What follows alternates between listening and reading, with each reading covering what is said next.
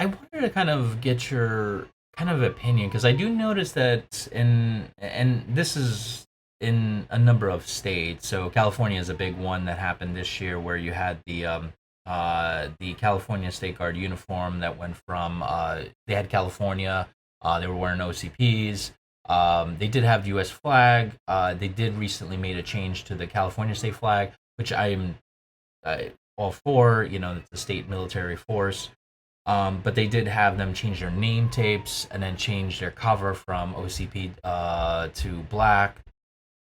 And I do notice this kind of pattern in a number of other states. And I wanted to kind of get your perspective. In the 80s, from what I've read, the National Guard Bureau was a big proponent of having state defense forces. In fact, I believe in many aspects between the 60s and 80s, they were the ones promoting the development of state defense forces.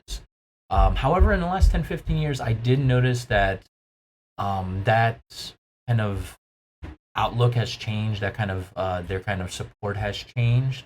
I wanted to kind of get your feedback. Do you see that difference, or do you feel that it has modified in any way? National Guard is I guess, is a corporate body generally expressed through the National Guard Bureau.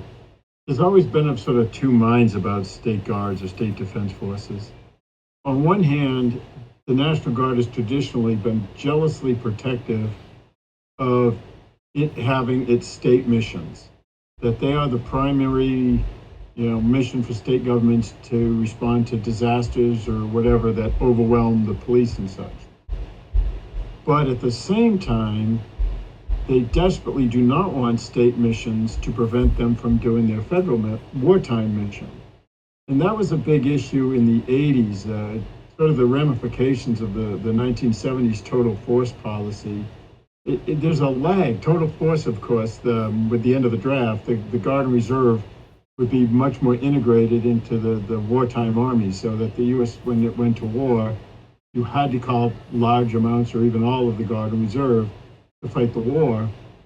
And there's a lag of a few years before it dawned on the National Guard Bureau when they realized that states were coming up with plans how they would use the National Guard in the event of war. And there was a big fear that state governments, senators might say, well, wait a minute, we don't want to lose our National Guard to go, do Reforge or whatever, to go fight in Europe.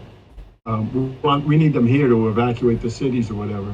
And so the National Guard Bureau did become very behind efforts to encourage, they didn't require, but they were encouraging the states to come up with sort of a cadre force, a skeleton force of a state guard or a state defense force, with the idea that if war came and the whole National Guard left the state, then the state guard would be able to recruit or even conscript to force and be able to do those state missions that normally the National Guard did.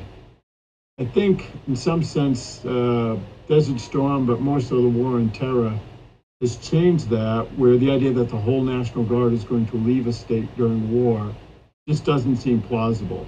I would never say never. China or Russia could always change that idea quite a bit on Yeah, us. especially nowadays. But I think that's part of the problem is the old model where the entire National Guard goes on federal active service and therefore the state needs something else. I don't think people see that as very likely. So it's why I think the state's defense forces that do exist have done a much better job of complementing the National Guard in its state mission rather than a replacement kind of militia. But yeah, it does seem that in general, National Guard Bureau has really cooled on the whole state defense force. It's like, well, we don't forbid them, well, and they can't, but they don't seem to want to encourage it. And so it really does come down to state military departments and especially state adjutants general, whether or not you have a state defense force and how well it's integrated and what it does.